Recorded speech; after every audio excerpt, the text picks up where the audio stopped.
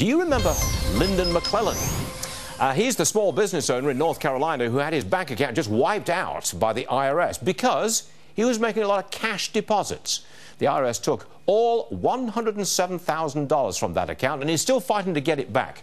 Ashley, how's he doing? Not very well, I'm afraid, Stuart. It's, you know, the feds call this structuring, and they pursue what they call structuring cases. As you just said, anything just under $10,000 that is made as a deposit raises a red flag in their mind because, wait a minute, this could be a drug dealer, it could be a terrorist, some sort of money launderer. We're going to come in, and what they do is they seize the property and the bank account.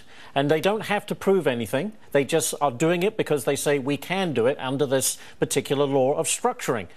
This happened, unfortunately, to Mr. McClellan. He comes to work. There's a dozen agents in his tiny little convenience store in North Carolina. He'd made a number of deposits, just happened to be under $10,000. They came in, immediately took the money. This was last July. $107,706.22.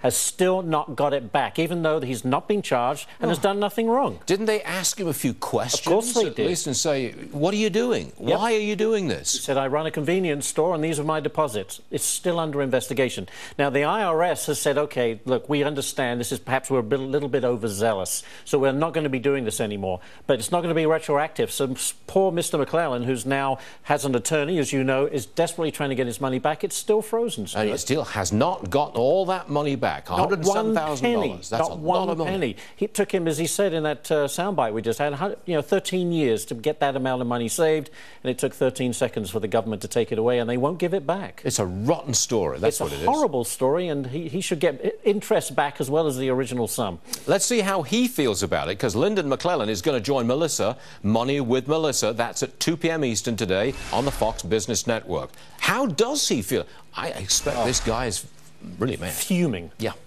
6 people confirmed dead in Philadelphia, the Amtrak derailment. We go to Philadelphia live in just a moment. Also, after the break, Facebook teaming up with the New York Times, news stories published